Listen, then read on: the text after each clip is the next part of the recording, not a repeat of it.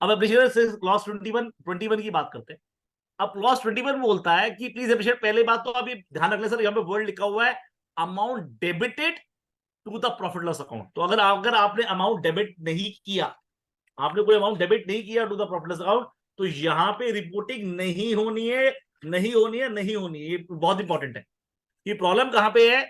मान लीजिए आपने वो खर्चा को डेबिट ही नहीं किया, तो आप यहाँ पे नहीं रिपोर्ट करेंगे। जैसे एग्जांपल देता हूं आपको मैं। पहला वो कैपिटल एक्सपेंडिचर की बात कर रहा है, दो मैंने ऑलरेडी आपको समझा दिया। कैपिटल एक्सपेंडिचर रेवेन्यू एक्सपेंडिचर में डिफरेंसेस क्या है वो ऑलरेडी समझा दी मैंने आपको। जैसे मैंने बताया था आपको, वो जो आप आईपीओ लेके आ रहे थे, क्योंकि it is in relation to increase your capital base, तो कैपिटल एक्सपेंडिचर था। क्योंकि लेकिन आपने मान लीजिए कैपिटल एक्सपेंडिचर को आपने डेबिट किया नहीं, सीधा प्रॉफिट लॉस के नीचे ले गए, बैलेंस शीट के नीचे ले गए। तो जब आपने डेबिट ही नहीं किया हाइपोथेटिकली, तो यहाँ पे नहीं आएगा। अदरवाइज क्या होगा, वो अननेसेसरी डिसअलाउ कर देगा डबल डबल। क्लियर सर आपको? अगर आप सीधा के सीधा रिजल्ट सरप्लस से लेस कर रहे हो, सब्जेक्ट टू मैं मान के चल रहा हूं कि सारा अकाउंटिंग स्टैंडर्ड और बैलेंस शीट ये बात अलाउ कर रहा है, राइट? और या फिर आप बैलेंस शीट के प्रॉफिट लॉस में नीचे डाल रहे हो, बैलेंस शीट में नीचे, और सीधा you are not routing it through profit loss account, तो ऐसे केस के अंदर इसको रिपोर्ट यहां पे नहीं करना है। Same is in the case of personal expenditure. मान लीजिए सीधा आप ड्राइंग में डाल रहे हो, जब ड्राइंग में डाल रहे हो तो सर यहाँ पे नहीं डालना है। मैं क्यों आपको सर, ये बहुत ज्यादा इंपॉर्टेंट है। हम यहाँ पे डाल देते हैं, फिर बोलते हैं यार ये एडिशन क्यों कर रहा है, मैंने ड्राइंग में डाल तो दिया। मैं क्यों आपको सर, नो। तो 21 है, अगर ए देखें तो वो बात कर रहा है वो कैपिटल एक्सपेंडिचर, पर्सनल एक्सपेंडिचर मैंने आपको समझा दिया।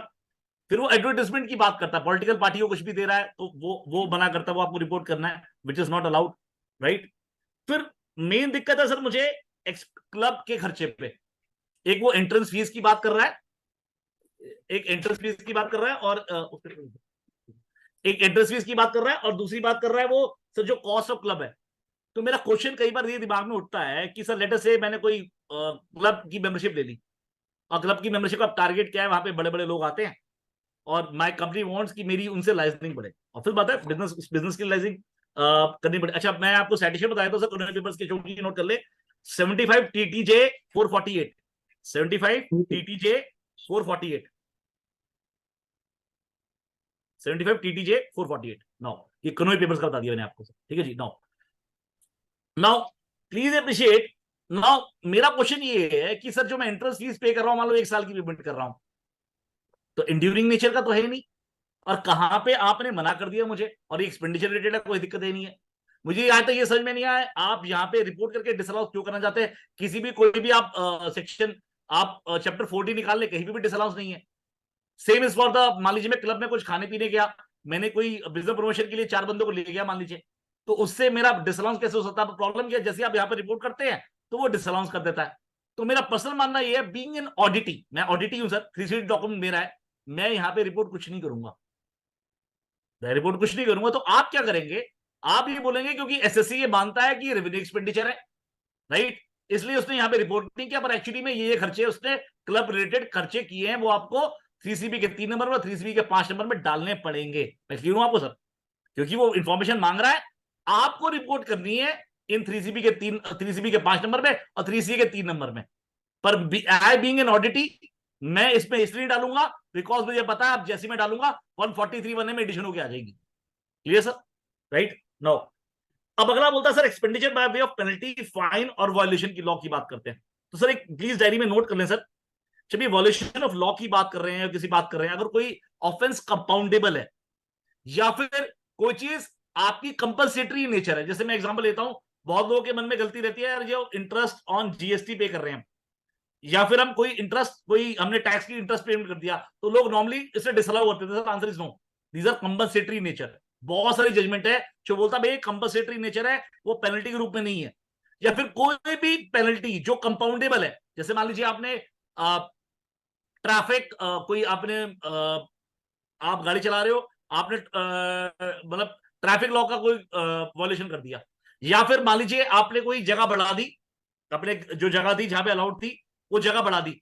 नाउ आपके पास जो भी एमसीडी या फिर जो भी आपका म्युनिसिपल बॉडी है वो आया, उसने बोला भाई साहब आपने तो जगह बढ़ा दी है, तो उन्होंने बोला ठीक है जी, हम आप पे इतनी फीस लगा रहे हैं, विच इज कंपाउंडेबल। कंपाउंडिंग का मतलब अब वो तोड़ेंगे नहीं, प्लीज अप्रिशिएट कीजिएगा, राइट? तो इसका मतलब जो कंपाउंडेबल ऑफेंस के लिए आपने फीस दे दी, वो सही मायने में इसके अंदर नहीं आएगा।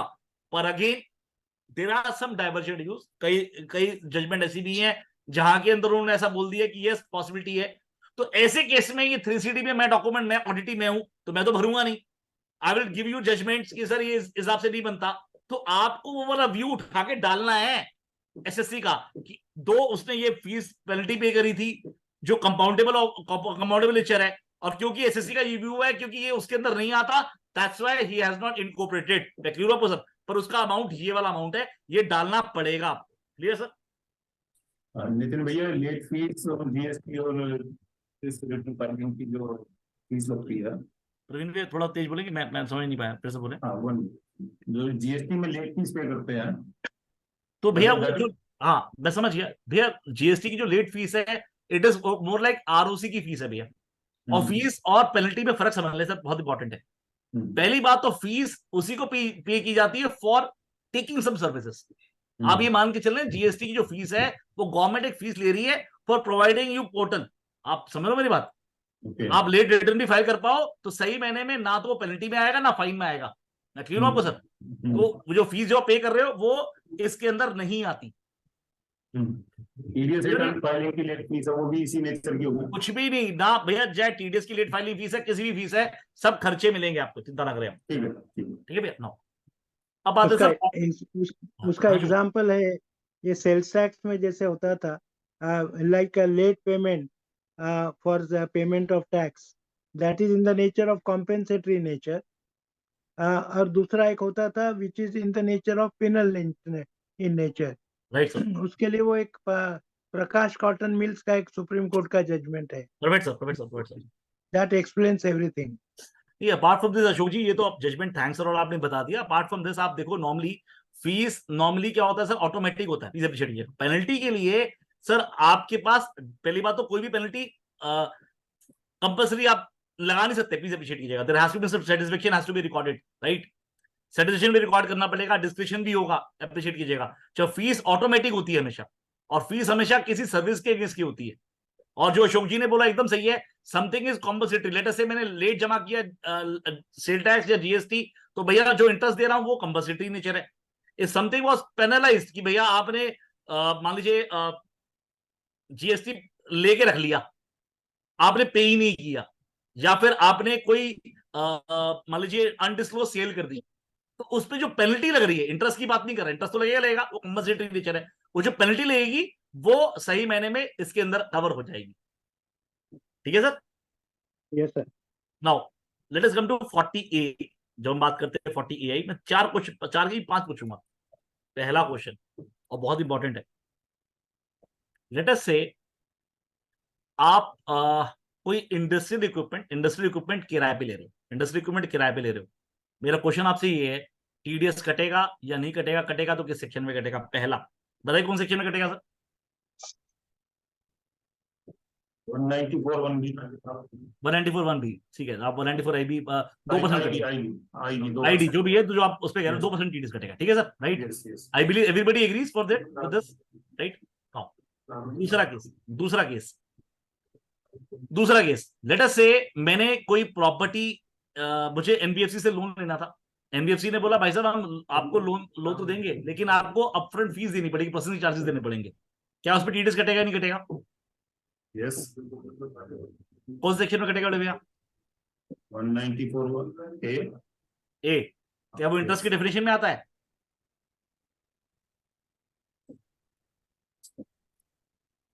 हाँ जी भैया। तीसरा क्वेश्चन, चलिए कोई नहीं प्रीमियम, कोई दिक्कत नहीं, आपने जो क्वेश्चन दिया वो दिक्कत। तीसरा क्वेश्चन, लेट अस से मैंने प्रीपेमेंट कर दी, लोन 5 साल के लिए था, मैंने 4 साल में पेमेंट कर दी, राइट? और मान लीजिए 10 साल का लोन था और बैंक ने बोला भैया 5 साल से पहले करोगे तो प्रीपेमेंट चार्ज लगेंगे। क्या टीडीएस कटेगा? हाँ जी भैया। नहीं।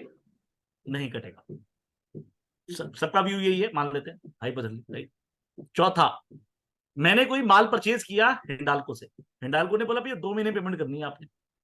अब ऑफिस बात है, आप 2 महीने पेमेंट नहीं कर पाओगे तो 2% ब्याज लगेगा। मैंने पेमेंट 4 महीने बाद करी, 2 महीने लेट करी, तो उसे 2% के हिसाब से 4% ब्याज ले लिया। अब वो जो ब्याज लिया, क्या उस पर टीडीएस कटेगा? Yes, 194A। 194A, प्रिया कह रही है 194A। I believe everybody agrees, yes और नो? ठीक है जी, ठीक है। पांचवा केस, आपने इंपोर्ट किया एक व्यक्ति से 3 करोड़ रुपए का, आपने इंपोर्ट किया किसी व्यक्ति से 3 करोड़ रुपए का, क्या टीडीएस कटेगा? यस और नो?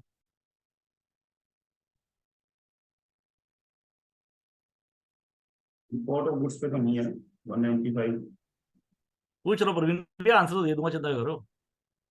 नहीं। हाँ जी भैया, तो जो प्रवीण जी कह रहे हैं नहीं कटेगा, तो सभी ये मान रहे हैं नहीं कटेगा? नहीं कटेगा। नहीं कटेगा, प्रिया भी कह रही है नहीं कटेगा। तो आप सुनिए सर, सर 21-22 से अब टीडीएस कटेगा 195 में, because expression 2A was added in section 911 SEP, significant economic presence. मैं फिर से बोल रहा हूं, सिग्निफिकेंट इकोनॉमिक प्रेजेंस। वो क्या बोल रहा है एक्सप्रेशन 2A क्या बोल रहा है कि अगर आप कोई गुड्स मंगा रहे हो और 2 करोड़ से ऊपर गुड्स मंगा रहे हो, 2 करोड़ से ऊपर, तो ये माना जाएगा एसईपी। मैं क्लियर हूं आपको सर?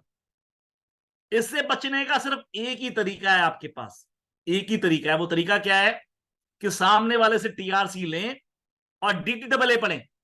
सामने वाले से टीआरसी लें और डीटीडब्ल्यूए पढ़ें। जैसे मान लीजिए आप जिम्बाब्वे से मंगा लेते हैं, अब जिम्बाब्वे के साथ तो ऐसा कुछ है ही नहीं हमारा, या कोई ऐसी कंट्री से मंगा लेते हैं, माल आप मंगा लेते हैं जहां पे डीटीडब्ल्यूए है ही नहीं, या फिर सामने वाला टीआरसी दे ही नहीं पा रहा।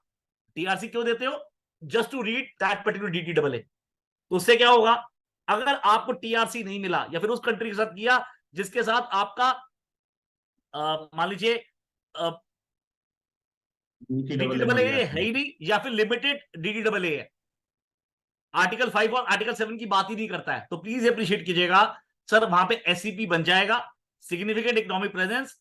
और एससीपी बनने का मतलब बिजनेस कनेक्शन बन जाएगा। जब बिजनेस कनेक्शन बन जाएगा तो इसका मतलब इंडिया में वो पर्टिकुलर इनकम टैक्सेबल हो जाएगी। मैं क्लियर हूं आपको? नितिन जी रिपीट कर दीजिए सर। मैंने बोला सर आप 4-5 चीजें नहीं बताऊंगा, आज तक नहीं सुनी होंगी, आप सुनो, मैं बता दो। अभी ये दूसरी चीज बता रहा हूं आपको, एक उस दिन बताई थी, आज भी नोट करो। एक्चुअली हुआ क्या था, 2017-18 में एससीपी का कंसेप्ट आया था, बट हुआ क्या, व्हाट हैपेंड और एससीपी कभी हम डिस्कस करेंगे। ये 2-2.5 घंटे का सब्जेक्ट है मेरे भाई। इक्वलाइजेशन लेवी एससीपी कंसेप्ट है, पर एससीपी सबको दिक्कत कर रहा है, प्लीज अप्रिशिएट कीजिएगा, बिकॉज हर बंदे का 2 या 3 क्लाइंट ऐसे होते हैं जो इंपोर्ट कर रहा है। तभी मैंने नोनीत भैया से पूछा था कि आपके इंपोर्टर कितने हैं जो 2-3-4 करोड़ रुपए से ऊपर करते हैं। आपको याद है मैंने क्वेश्चन पूछा था भैया? तो अप्रिशिएट करें सर, 17-18 से आया, पर 17-18 के बाद इन्होंने से डिफर कर दिया। इनका गवर्नमेंट ट्राई कर रही थी किसी तरह से नेगोशिएट करके G20 कंट्री से कि भैया वो अपनी ट्रीटी अमेंड कर दे, एमएलआई को अमेंड कर दे। पर मल्टीलेटरल इंस्ट्रूमेंट में क्या हुआ सर, एकदम आपने देखा होगा, आपके कई बार कुछ दोस्त होते हैं आपके, एग्जांपल देता हूं, कुछ दोस्त होते हैं वो कहते हैं कहां घूमने चल रहा है, वो कहता है जी यहां चलते हैं। एक दोस्त आपका ऐसा होता होगा कभी भी, बोलता है यहाँ नहीं यहाँ चलेंगे, यहाँ नहीं यहाँ चलेंगे, यहाँ नहीं यहाँ चलेंगे। एंड में आप जीरो इन करते हो, अच्छा वहां पे चलेंगे, एंड में वो कहता है मैं कहीं नहीं जा रहा। कोई बंदा ऐसा दोस्त होता है ना, वही काम यूएसए का है। अगर आप बेप्स एक्शन प्लान 1 देखें तो बेप्स एक्शन प्लान 1 में उस यूएसए ने यही काम किया है। उसने क्या किया, उसकी खिचड़ी बना दी। अब खिचड़ी बनाने के बाद बोला भाई साहब मैं कुछ नहीं कर रहा क्योंकि मैं दाता हूं, राइट? तो हुआ क्या, इसी वजह से इंडिया ने तीनों काम कर दिए, विद होल्डिंग टैक्स भी लगा दिया, एससीपी भी लगा दिया, इक्वलाइजेशन लेवी भी लगा दिया, राइट? नाउ व्हाट हैपेंड, अब एससीपी 17-18 से आता गवर्नमेंट ट्राई कर रही थी किसी तरह से कंसेंसस बन जाए, पर वो कंसेंसस नहीं बन पाया। एंड में क्या किया 2021-22 में, पहली बात because I perceive feel like, क्योंकि कुछ वर्ड ऐसे यूज कर दिए हैं जिस वजह से मेरा पर्सनल मानना है one can challenge in the court and one can held these particular expression as unconstitutional, but let us not argue on those lines, क्योंकि अनकॉन्स्टिट्यूशनल सिर्फ सुप्रीम कोर्ट या हाई कोर्ट कर सकता है, राइट? हम नीचे लड़ रहे हैं तो नीचे की तो बात कर ही नहीं रहे।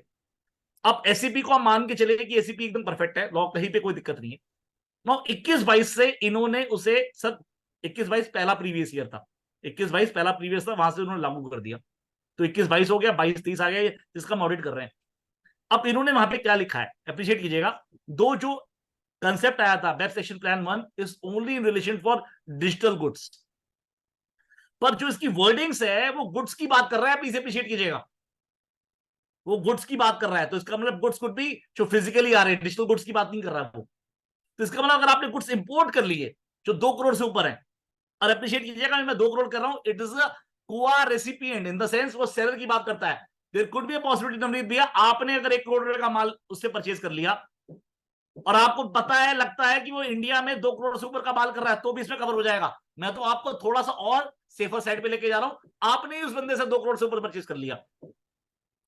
मैं आपको बता रहा हूं, अगर आप सेक्शन की वर्डिंग पढ़े, तो अगर आपको ये पता है कि वो इंडिया में 2 करोड़ से ऊपर का माल बेच रहा है और आपको सिर्फ 50 लाख का माल बेचा है उसने, या 25 लाख का बेचा 1 करोड़, तो भी एससीपी कवर हो जाएगा। मैं क्यों आपको, मैं थोड़ा सा और सेफर साइड पे लेके जा रहा हूं आपको, कि आप ये मान लें कि आपने 2 करोड़ से ऊपर माल परचेज कर लिया किसी से, तो ऐसे केस में उसका एससीपी बन जाएगा।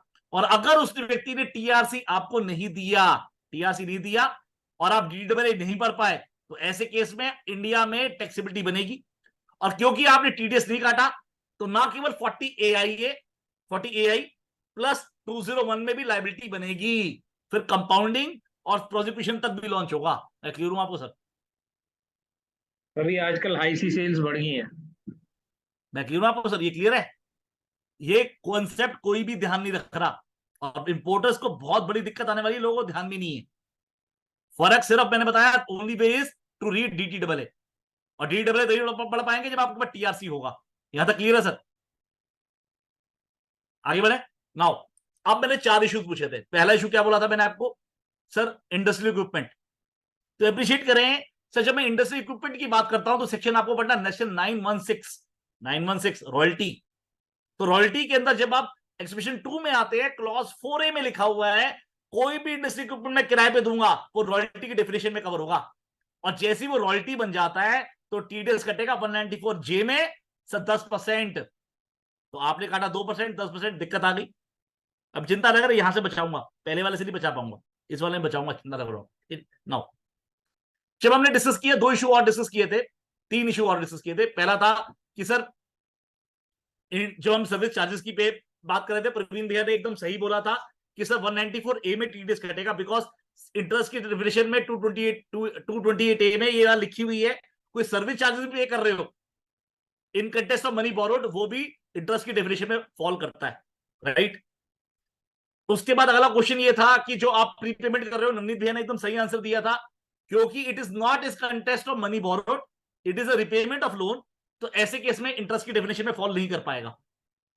पर जो तीसरा केस था, जहां पे प्रिया ने बोला था अगर मैं इंटरेस्ट पे कर रहा हूं हिंडाल्को को, तो सेक्शन 228A जब आप पढ़ते हैं तो प्लीज अप्रिशिएट कीजिए, वो क्या है? In context of money borrowed. मैंने हिंडाल्को से क्या किया है? मैंने तो माल परचेज किया है, ये परचेज प्राइस तो है, it is as good as Navneet भैया से मैंने कोई माल परचेज किया, उन्होंने बोला कैश के तो 100 रुपए, अगर क्रेडिट पे लेगा तो 103 रुपए, तो सही मैंने में 3 क्या है? परचेज का पार्टी तो है। मैं क्यों हूं आपको? तो जब आपने 4 महीने की पेमेंट करी, तो जो 4% पेमेंट की वो क्या है? वो क्रेडिट पीरियड की पेमेंट है। मैं क्लियर हूं आपको?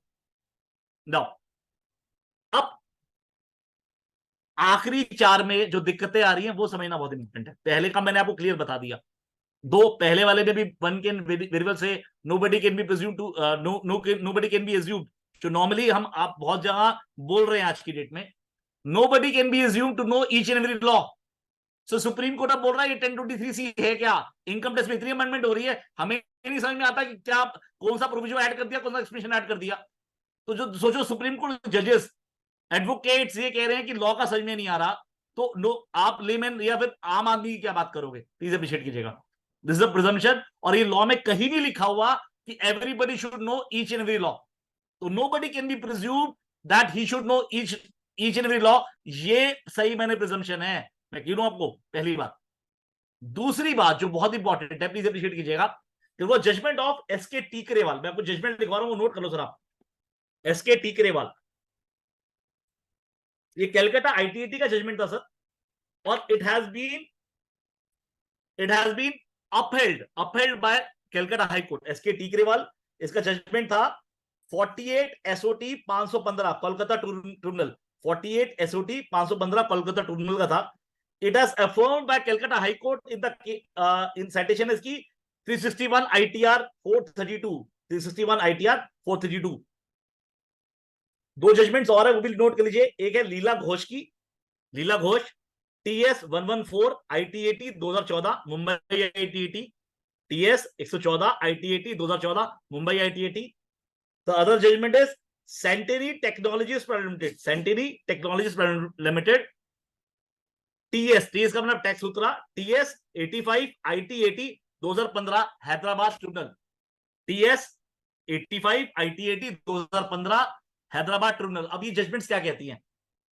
अब उन्होंने जजमेंट से क्या बोला कि अगर मान लीजिए डिफरेंस ओपिनियन, जैसे मैंने आपको इन रिलेशन टू बताया सर आपका इंडस्ट्रियल इक्विपमेंट के बारे में, और आपने कुछ टीडीएस काट लिया, 2% तो काट ही लिया, तो उन्होंने बोला भैया 40 AIA का डिसअलाउंस नहीं हो पाएगा। मैं फिर से बोल रहा हूं, जहां पे आपने कुछ टीडीएस काट लिया और डिफरेंस ओपिनियन हो गया कि भैया यहां पे भी आ सकता है, यहां पे भी आ सकता है, और थोड़ा बहुत भी टीडीएस काट लिया, तो one can very well argue relying on the judgments कि सर 40 AIA का डिसअलाउंस नहीं हो पाएगा। मैं क्लियर हूं आपको, राइट?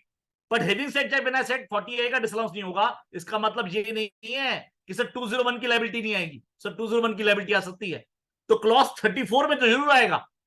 40 AIA में बीइंग एन ऑडिटी मैं बोलूंगा relying on the judgment, sir ये टीडीएस की जो ओपिनियन है डिफरेंट था, तो ऐसे केस में 40 AIA का डिसअलाउंस नहीं होना चाहिए, पर क्लॉज 34 में आएगा। एक बात और आपसे पूछ लूं मैं आपसे नविद्या, जब हम 40 AIA की बात करते हैं वो नॉन रेजिडेंट की बात करता है, अब जब 40 AIA की बात करता है वो रेजिडेंट की बात करता है, राइट? जब 40 AIA की बात करते हैं 30% डिसअलाउंस की बात होती है, 40 AIA में 100% होती है। क्या एसएससी बोल सकता है मैं नॉन रेजिडेंट पेमेंट कर रहा हूं, टीडीएस नहीं काटा, फिर भी मैं 30% डिसअलाउ करूंगा? कैन ही से लाइक दिस? रिपीट करना क्वेश्चन।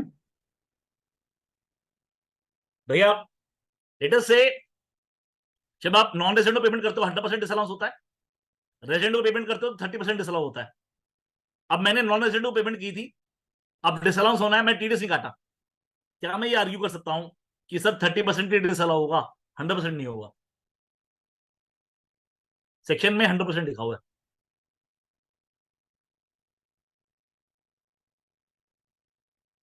वो SEB वाले कंसेप्ट लगाओगे तभी करोगे आगे।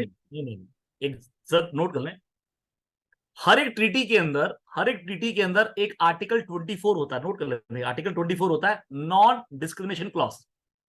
नॉन डिस्क्रिमिनेशन क्लॉज, अगर वो एसएससी नॉन डिस्क्रिमिनेशन क्लॉज अगर इन्वोक कर पाया, इसका मतलब क्या होता है कि लेट अस से अगर सेम एटमॉस्फेयर में अगर एक रेजिडेंट को जो आप सहूलियत दे रहे हो वही सहूलियत आपको नॉन रेजिडेंट को देनी पड़ेगी, तो अगर नॉन डिस्क्रिमिनेशन क्लॉज को अगर व्यक्ति आर्ग्यू कर पाए, तो ऐसे केस के अंदर सर डिसअलाउंस सिर्फ 30% ही होगा।